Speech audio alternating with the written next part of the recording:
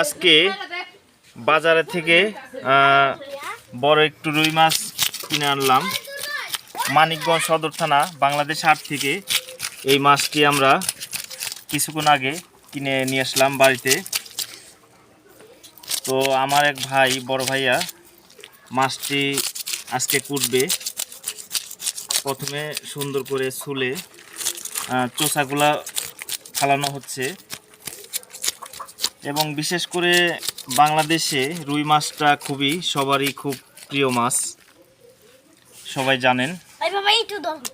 এবং রুই মাছটা কিন্তু দামেও অনেক বেশি এবং খেতেও অনেক সুস্বাদ।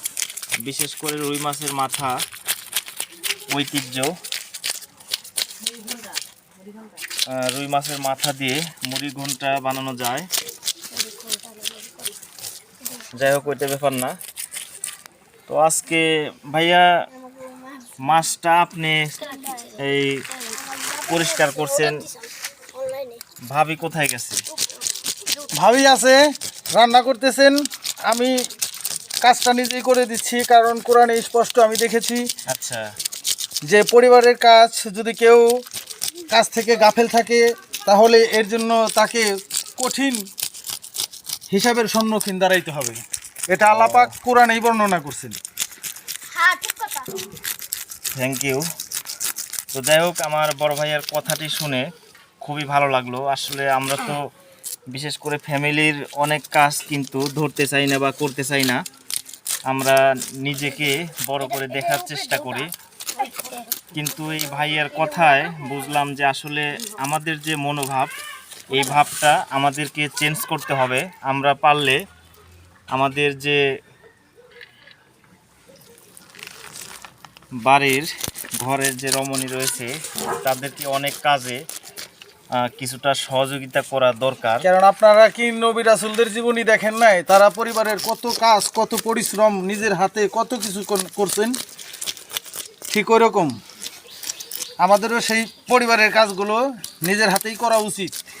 অনেক কাজে সহযোগিতায় হেল্প করার দরকার। ঠিক আছে, আপনার কথা ভালো লাগলো ভাই, এবং আপনার এই কথার মাধ্যমে আমি নিজেকে কিছু শিক্ষা দেওয়ার চেষ্টা করব অবশ্যই। তো ভাইয়া, মাছটা কয় কেজি ওজন? 4 কেজি। 4 কেজি, মাশাআল্লাহ, বিশাল আকারের রুই মাছটি। কত টাকা দাম আসছে মাছটির? 1280 টাকা মোটামুটি। তাহলে কয় টাকা কেজি পড়লো মাছটিকে হিসাব করে দেখেছেন? 320 টাকা। দামটা মোটামুটি স্বাভাবিকই আছে, বেশিও হয় নাই, কমও হয় নাই।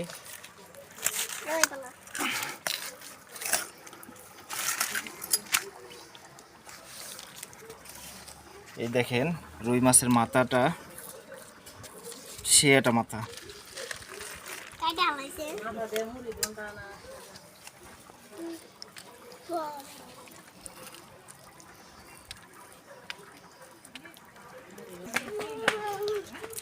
বড় মাছ তো শক্ত হয়ে গেছে রে ভাই, কাটা, মাঝখানের কাটা খুব শক্ত।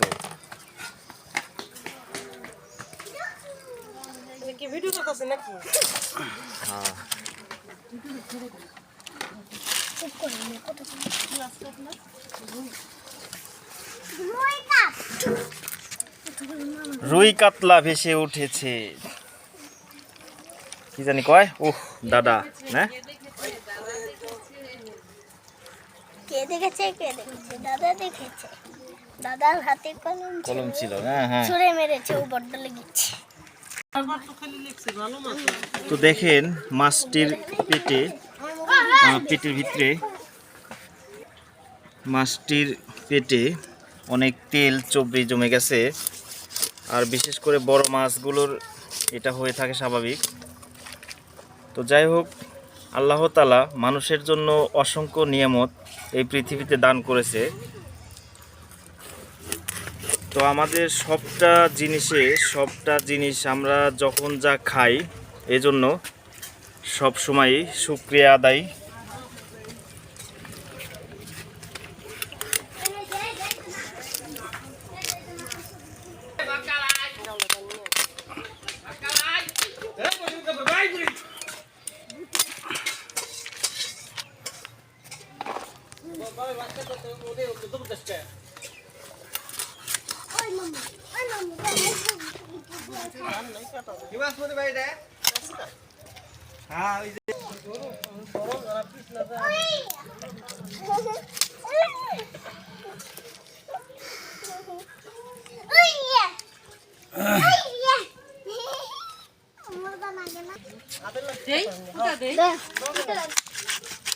একবারে শক্ত হয়ে গেছে নদীর মাছ, হাড্ডি মাড্ডি শক্ত হয়ে গেছে, আর বটিতে ধার কম।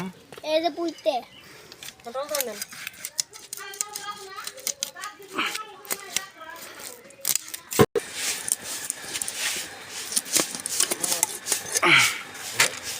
বারোশো আশি।